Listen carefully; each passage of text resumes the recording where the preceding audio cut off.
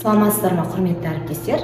Мен Баймырза Беспаев атындағы мектеп гимназиясының бастауыш сынып пәні мұғалімі Есениязова Соня Оразқызы. Бүгін мен сіздерді WordWall платформасымен таныстырғым келеді. Бұл платформаны сіздер сабақтың өн бойында пайдалана аласыздар. WordWall платформасында неше түрлі шаблондар бар. Бұл шаблондарды сіздер жеке жұмыста, топтық жұмыста және жұптық жұмыста тиімді пайдалана аласыздар. Қазір мен сіздерге өзімнің пайдаланған шаблондарымды көрсетейін. Мысалы, случайное колесо, кездейсоқ дөңгелек деп атасақ болады. Міне бұл жерде сіздер әдебиет сабағында пайдалансаңыздар болады. Автор туралы жеке мағлұмат алу үшін қысқаша осылай сұрақтар құрастыруға болады. Ол үшін біз раскрутить басамыз. Осы жерде қазір бізге бір сұрақты таңдап береді. Бала сол сұраққа жауап беруі тиіс.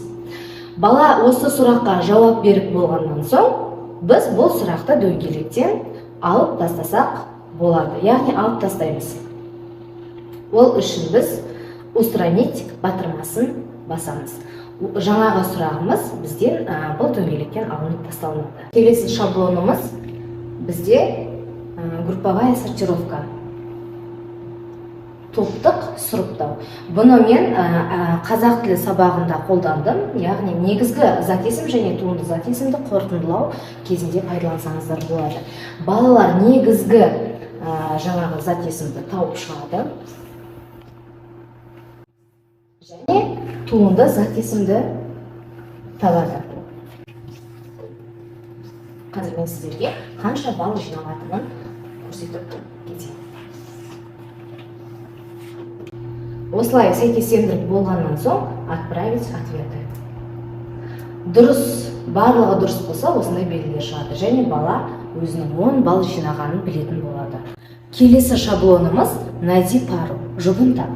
Яғни бұны да әдебиет сабағында қолдансаңыздар болады.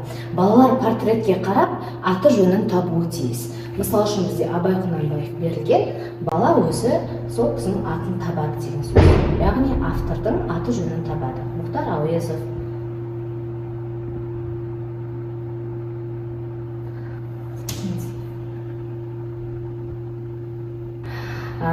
Бала тапсырманы орындап болған соң, қанша балл жинағанын экраннан көре алады. Келесі шаблонымыз бізде привести в порядок. Яғни орнын тап. Мақалдың орнын табу керек. Бұны сіздер іс-шараларда, мақалдар жарысында пайдалансаңыздар болады. Бала өзі мақалдың орнын табу керек. Міне осылайша қанша балл жинағандығын біліп отырады. WordWall сабақты қызықты өткізуге арналған платформа. Өздеріңіздің сабақтарыңызда қолданасыздар деп ойлаймын.